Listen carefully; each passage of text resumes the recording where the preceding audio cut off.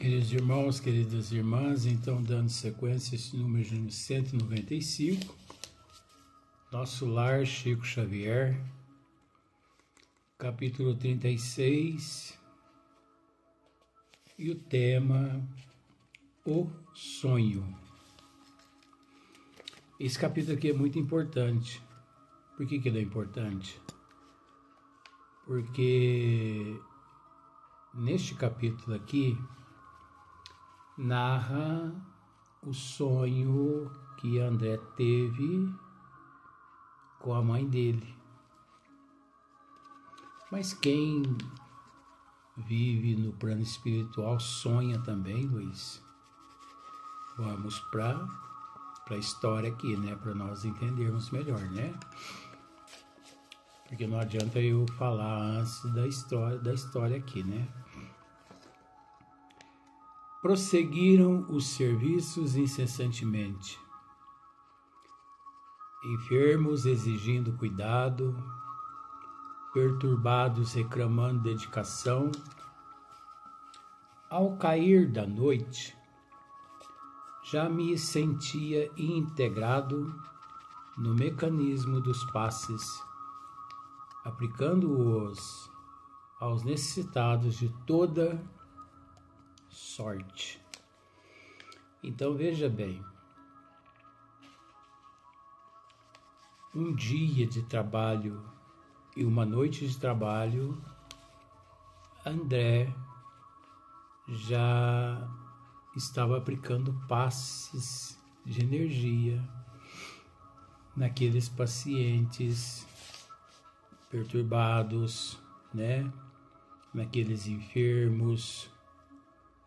Enfim, ele já estava aplicando passes de energias naquelas pessoas, naqueles seres necessitados. Pela manhã, regressou Tobias às câmaras e, mais por generosidade que por outro motivo, estimulou-me com palavras animadoras. Muito bem, André, exclamou ele, contente. Vou recomendá-lo ao ministro Genésio e, pelos serviços iniciais, receberá bônus em dobro. Olha só que maravilha. André não estava ali interessado em bônus horas, ele não estava trabalhando por causa dos bônus horas. Ele estava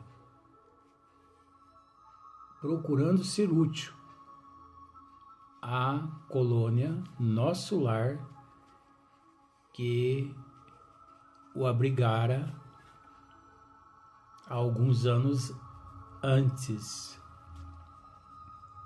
Então ele estava procurando ser útil. Ele estava procurando servir. Ele estava procurando recomeçar. Ensaiava palavras de reconhecimento quando a senhora Laura e Lísias chegaram e me abraçaram. Olha só que surpresa agradável. Que visitas agradáveis, né? Dona Laura e seu filho Lísias. Sentimos-nos profundamente satisfeitos, disse a generosa senhora, sorrindo.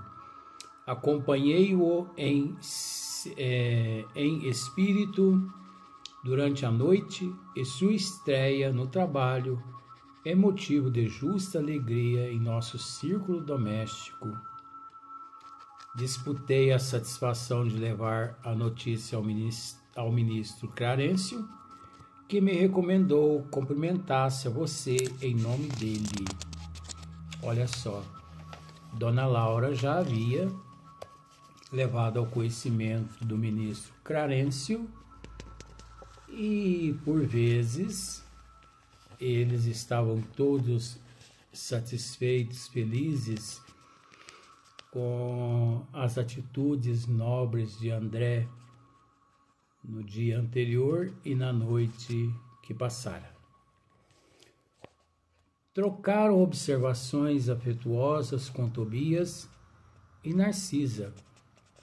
Pediram-me relatórios verbal de impressões e eu não cabia em mim de contente.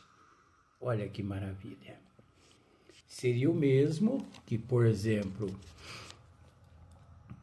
vamos pensar assim, um médico recém-formado, mas isso é todos os profissionais, tá? Eu estou colocando um médico só para servir de exemplo. Um médico recém-formado que é aceito num determinado departamento e ali ele dedica tanto que no final daquele dia o diretor daquela ala chega e lhe pede um relatório. Muito bem, meus parabéns. Agora você pode me fornecer um relatório do dia todo, da noite toda? Olha que maravilha, né?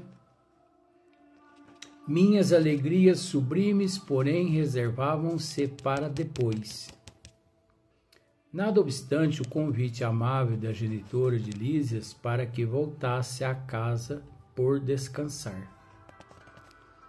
Então, pediram para que ele, né, voltasse à casa de Lísias para um descanso.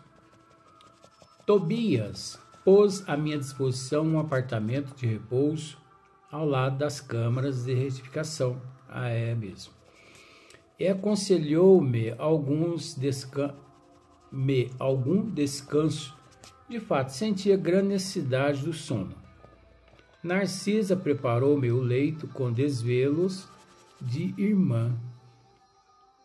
Olha aqui, que maravilha. Deixa eu só diminuir esse som aqui, porque esse som aqui... O som parece estar incorporado.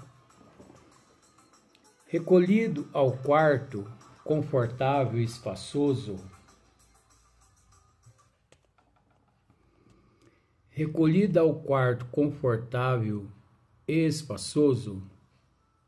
orei ao Senhor da vida, agradecendo-lhe a bênção de ter sido útil. Então, olha só, antes dele se deitar, né, antes dele dormir, ele agradeceu a bênção de ter sido útil naquela noite anterior e naquele dia anterior. A proveitosa fadiga dos que cumprem o dever não me deu ensejo a qualquer vigília desagradável, né? Então, dos que cumprem o dever, não me deu ensejo a qualquer vigília desagradável. Ele estava com a consciência tranquila, né, do dever cumprido. Por isso ele não teve insônia. Daí a instantes, sensações de leveza invadiram-me a alma toda, e tive a impressão de ser arrebatado em pequenino barco, rumando a regiões desconhecidas. Para onde me dirigiam? Para onde me dirigia? Impossível responder. A meu lado, um homem silencioso sustinha o leme, e qual criança que não pode enumerar nem definir as belezas do caminho, deixava-me conduzir sem exclamações de qualquer natureza, extasiada embora com as magnificências da paisagem. Parecia-me que a embarcação seguia celere, não obstante os movimentos de ascensão. Decorridos minutos, vi-me à frente de um porto maravilhoso. onde alguém me chamou com especial carinho. André, André. Desembarquei com precipitação verdadeiramente infantil. Reconheceria aquela voz entre milhares. No momento abraçava minha mãe. Em transbordamento de júbilo. Olha só. Fui conduzido então por ela a prodigioso bosque onde as flores eram dotadas de singular propriedade a de reter a luz, revelando a festa permanente do perfume e da cor. Agora veja bem.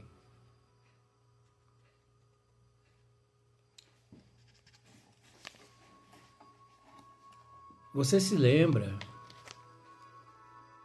que Narcisa preparou um leito como se fosse uma irmã de André.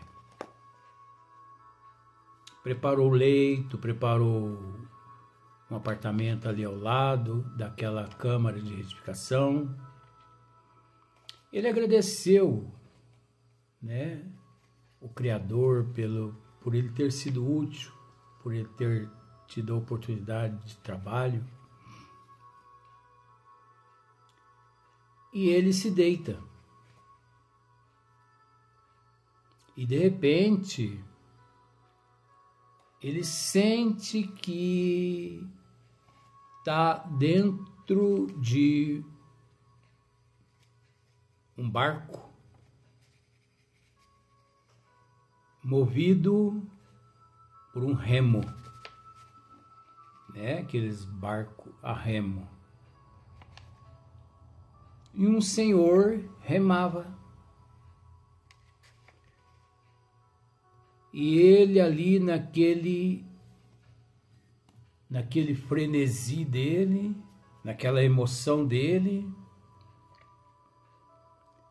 de repente esse barco ele aporta num porto e ele ouve alguém lhe chamando pelo nome, que ele olha, ele viu sua mãe. Ele se salta daquele barco, corre ao encontro dela e eles se abraçam. E ela o conduz até um bosque. Agora, eu te faço a pergunta. Ali naquele exato momento, ele ali se encontrava espiritualmente, é óbvio. Mas a pergunta que eu te faço é: ali estava o perispírito dele ou o espírito? Ou nenhum dos dois? Qual, ou melhor, que corpo é esse que ficou lá no leito? Porque até onde nós conhecemos, existe o corpo físico aqui na matéria, o perispírito e o espírito. É óbvio que ao desencarnar, perdemos esse corpo físico. Ele fica para trás, ele é desintegrado aqui na Terra. Retornando à espiritualidade, ao plano maior, o perispírito e o espírito. Pois bem, será que ali naquele leito permaneceu o perispírito dele e o espírito que foi? até a mãe dele, ou o perispírito, que foi o espírito que permaneceu, ou o perispírito e o espírito que foi em um outro corpo que nós desconhecemos, que ali ficou? Enfim, que corpo é esse que ali no leito permaneceu enquanto ele se desprendeu? É lógico que muitos místicos por aí,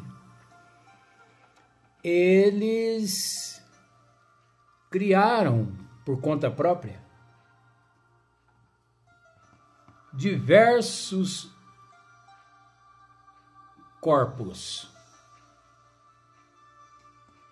corpo astral e aquela coisa errada, né?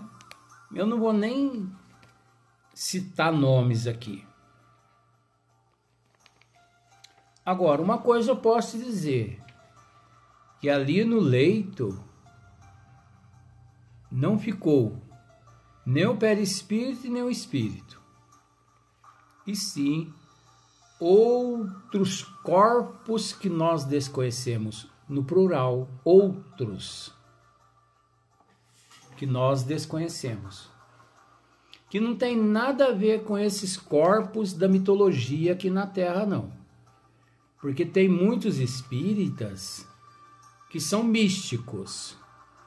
E pelo fato do misticismo, eles criaram centenas de corpos.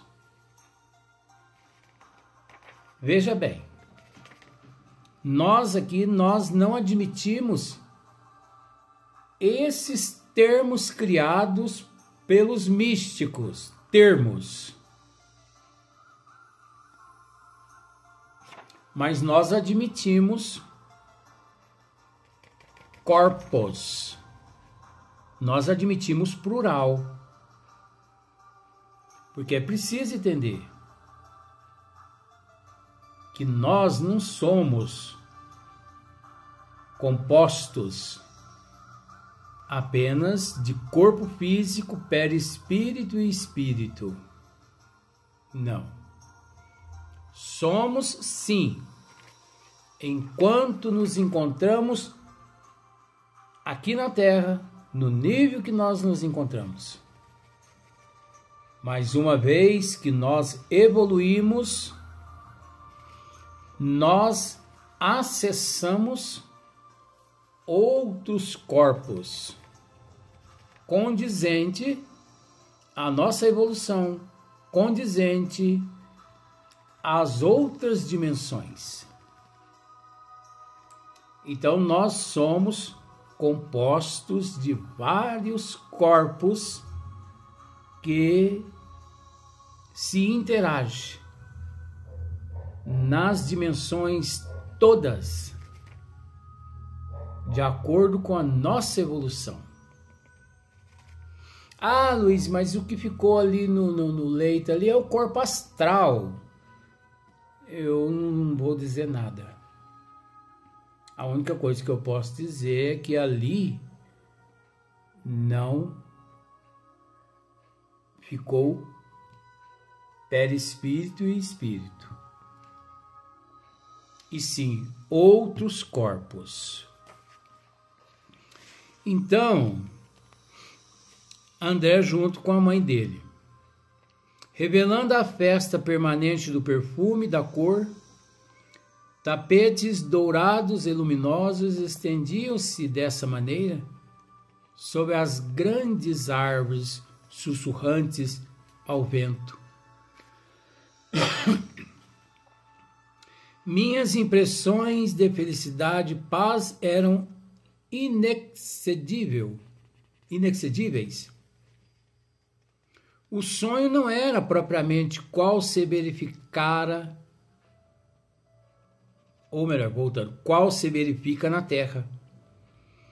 Eu sabia perfeitamente que deixara o veículo. Aqui, ó, olha só.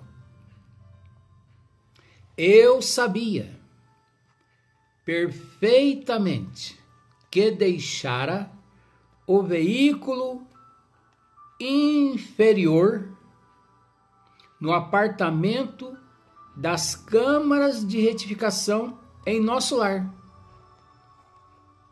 Você prestou bem atenção nesse item aqui? Ele não deixou o perispírito e nem o corpo e nem o espírito. Não foi o perispírito e nem o espírito de André que ficou lá naquele apartamento. Pois ele está dizendo aqui, ó. Eu sabia perfeitamente que deixara o veículo inferior. Que veículo inferior é esse? No apartamento das câmaras de retificação em nosso lar. E tinha absoluta consciência daquela movimentação em plano diverso. Ó, movimentação em plano diverso. Minhas noções de espaço e tempo eram exatas. Olha só. A riqueza de emoções, por sua vez, afirmava-se cada vez mais intensa. Após dirigir-me sagrados incentivos espirituais, minha mãe esclareceu bondosamente. Então veja bem. Minha mãe esclareceu bondosamente. Só que voltando, ele disse que tinha plena consciência de tudo. Ele sabia que havia deixado no leito lá em nosso lar aquele corpo inferior. Que corpo inferior é esse? Ele não se referia ali ao perispírito e nem ao espírito. Ah, Luiz, corpo astral, isso é lá. Não vamos ficar com esses nomes místicos, não. A verdade é que nós somos detentores de milhares de corpos, só que acessamos esses corpos passando a usá-los de uma forma consciente, de acordo com a nossa evolução, de acordo com o merecimento, de acordo com a disciplina. Caso contrário, pensamos que possuímos apenas 3 corpos: corpo físico, perispírito e espírito. Quando no corpo físico. Pensamos dessa forma porque devido ao nosso nível precário evolutivo. Agora vejamos. Eu sabia perfeitamente que deixara o veículo inferior no apartamento das câmaras de retificação em nosso lar. E tinha absoluta consciência daquela movimentação em plano diverso. Minhas noções de espaço e tempo eram exatas. A riqueza de emoções, por sua vez, afirmava-se cada vez mais intensa. Após dirigir-me sagrados incentivos espirituais, minha mãe esclareceu bondosamente.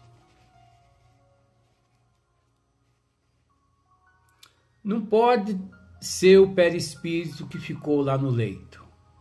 Por quê? Porque mesmo no nível evolutivo de André naquele momento, para que o espírito dele se locomovesse ele necessitava do perispírito, que é o condutor. Porque é preciso entender que o perispírito, ele não só é o condutor do espírito. Quando o indivíduo encontra-se reencarnado, como também depois que o indivíduo desencarna, ele ainda necessita do perispírito um bom tempo na evolução até o despertar da consciência divina. Então, o perispírito, além de ser o modelador da forma, ele é também o condutor. É através dos recursos do perispírito que o espírito transita para lá, para cá, para cá, para lá, num certo nível evolutivo. Depois que evolui ao nível de Eurípides Barçanufo, Bezerra de Menezes, Francisco de Assis e outros seres que eu não preciso dizer nomes, é lógico que o espírito ele não necessita mais do perispírito, porque ambos se confundem quando o ser ascende perante a plenitude. Por exemplo, você acha, eu gosto de vez em quando dessas colocações, só para você analisar. Já encerramos o vídeo de hoje.